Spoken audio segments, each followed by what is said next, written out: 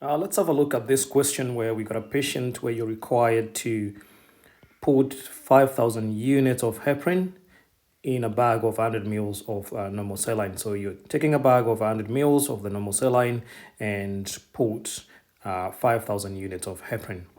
But the doctors have prescribed 500 units for every hour.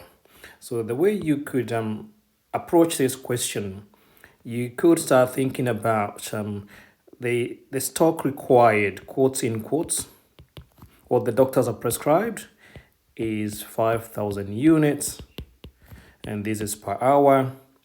And we could say stock strength, quotes and quotes, is 5,000 units. And then we got our volume that we are diluting this is in 100 mils.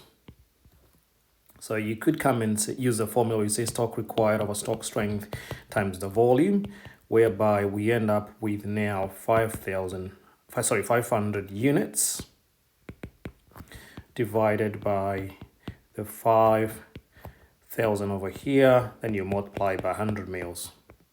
So remember, these are units. So this could cancel that. And here we can say 1, 2, 1, 2.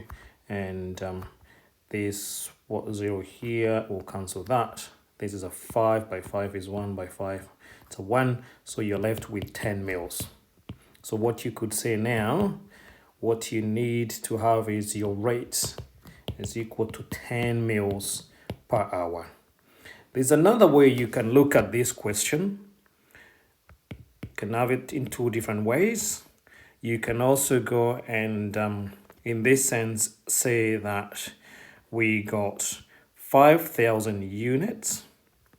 At this point, we got a patient is on, we need to put 5,000 units.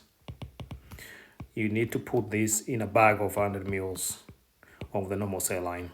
So we could ask ourselves, what's the concentration? In other words, we ask how many units are in 1 mil.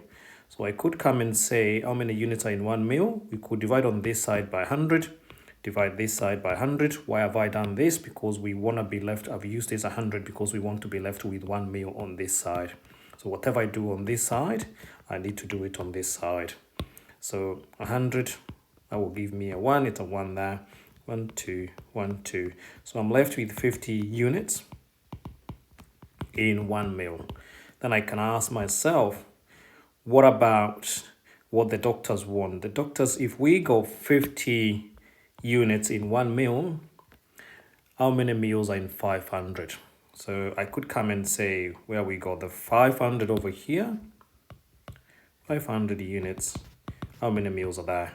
So it's as simple as now coming down and saying you need to cross multiply this, and once you do this, you end up with 500 units times 1 mil divided by 50 units.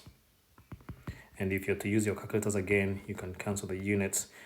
50 by 50 is 1. 500 divided by 50, this will give you 10, and this gives you 10 mils. And your rate becomes 10 mils per hour. And this becomes your final answer. So you could use this way of doing it. You could use that if you like, or you can use this shortcut of using the formula. And your answer should be the same because it will be 10 mils per hour.